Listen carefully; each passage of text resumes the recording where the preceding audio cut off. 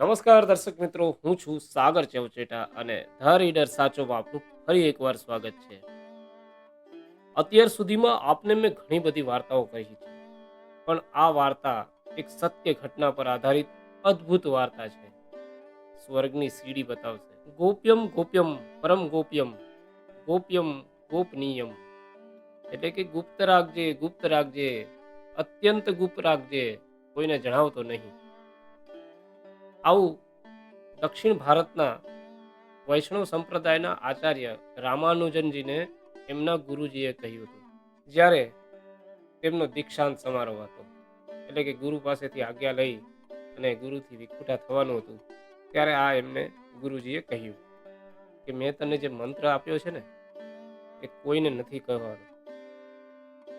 રામાનુજનજીએ આ મંત્રના જાપ કરવાના શરૂ કર્યા અને એમને અદ્ભુત પરિવર્તન લાગ્યું. એમને ખૂબ ચમત્કારની અનુભૂતિ થઈ. એમને આને સતત કરવા લાગ્યા અને બીજા લોકોને પણ કહેવા લાગ્યા કે ભાઈ, આ મંત્ર જે ગુરુજીએ આપ્યો છે ને, એનાથી ખૂબ સારું ભલું થશે. મને પણ ફાયદો થાય છે, તને પણ થશે. બીજા લોકોને પણ આપવાના શરૂ કર્યા અને આ વાત ગુરુજીની કુટિયામાં પહોંચી ગઈ. ગુરુજીને ખબર પડી કે રામાનુજન તો આ ગુરુ મંત્ર છે બધાને આપવાનું શરૂ કરી દીધું છે. ગુરુજીએ કહ્યું, રામાનુજનને બોલાવો. રામાનુજન આવ્યા. પ્રણામ ગુરુદેવ. શું થયું? ગુરુદેવે કહ્યું કે મેં સાંભળ્યું છે કે તે ગુરુ મંત્ર બધાને આપવાનું શરૂ કર્યું છે. હા ગુરુદેવ, એકદમ નિડરતાથી રામાનુજનજીએ કહ્યું, એ તો ખૂબ જ ચમત્કારી છે. એનાથી તો મને ઘણો ફાયદો થાય છે. તો મેં વિચાર્યું કે બસ, તને કીધું તું ને કે આ ગુરુ મંત્ર છે, આ કોઈને નથી આપવાનો. ક્ષમા કરજો ગુરુદેવ, પરંતુ મને આનાથી ફાયદો થયો એટલે મેં બધાને આપ્યો.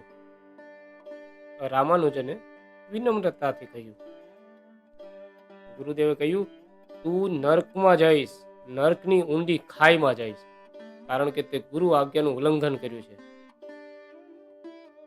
તો શું જેણે જેણે આ મંત્રને સાંભળ્યો છે, આત્મસાત કર્યો છે, ભણ્યો છે, એ બધા પણ નર્કમાં જશે? અરે ના ના, ગુરુએ કહ્યું, એ તો ખૂબ જ પવિત્ર એવો શ્લોક છે, એનાથી કોઈ નર્કમાં થોડી જાય. આ તો તે ગુરુ આજ્ઞાનું ઉલ્લંઘન કર્યું છે, એટલા માટે તું નર્કમાં જાય. તો શું ગુરુદેવ, આ મંત્ર જે જે લોકો સાંભળશે, જે લોકો એનો જાપ કરશે, એ બધાને ફાયદો થશે? ચોક્કસ થશે, અને થવો જ જોઈએ. તો રામાનુજને ગુરુદેવને પ્રણામ કરીને હલકું એવું સ્મિત આપીને કહ્યું, ગુરુદેવ, હવે તો આ મંત્ર હું ઘર ઘર સુધી પહોંચાડીશ, દરેક વ્યક્તિ સુધી પહોંચાડીશ. મને ભલે નર્કની અંદર એકદમ ઊંડી ખાઈની અંદર નાખી દેવામાં આવે, પણ હજારો લોકોનું ભલું કરીને જાય. આવા હતા રામાનુજન. આ વાર્તા આપને કેવી લાગી કમેન્ટ કરજો, લાઈક કરજો, ચેનલને સબસ્ક્રાઈબ કરજો અને વિડીયો બધાને શેર કરજો અને જોતા રહેજો ધ રીડર સાચો. ધન્યવાદ, આભાર, શુક્રિયા, થેન્ક યુ. વંદે માતરમ. ફરી મળીશું નવી વાર્તા સાથે.